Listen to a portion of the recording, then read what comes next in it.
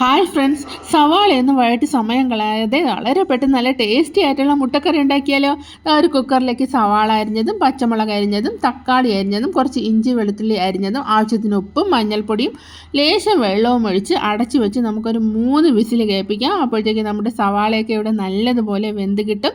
ഇനി നമുക്കൊരു പാൻ ചൂടാക്കാം. അതിലേക്ക് ആവശ്യത്തിന് വെളിച്ചെണ്ണ ഒഴിച്ചു കൊടുക്കാം. ഇനി ഇതിലേക്ക് കടുകും വറ്റൽമുളകും പെരിഞ്ചീരകവും ചേർത്ത് കൊടുക്കാം. ഇതൊന്ന് മൂത്ത് വന്ന ശേഷം നമുക്ക് നമ്മുടെ ഫ്ലെയിം ഒന്ന് സിമ്മിലാക്കാം. ശേഷം 1 ടേബിൾ സ്പൂൺ മുളക് പൊടിയും 1.5 ടേബിൾ സ്പൂൺ മല്ലിപ്പൊടിയും ചേർത്ത് കൊടുക്കാം. ഇതിൻ്റെ പച്ചമണമൊന്ന് മാറുമ്പോഴത്തേക്കും സവാള വേവിച്ച് വെച്ചിരിക്കുന്നത് ആവശ്യത്തിന് കറിവേപ്പിലയും ചേർത്തൊന്ന് മിക്സ് ചെയ്ത് കൊടുക്കാം. ഇനി നമുക്ക് ഇതിലേക്ക് ആവശ്യത്തിന് ഉപ്പും കുറച്ച് കറി മസാലയും കൂടി ചേർത്ത് കൊടുക്കാം.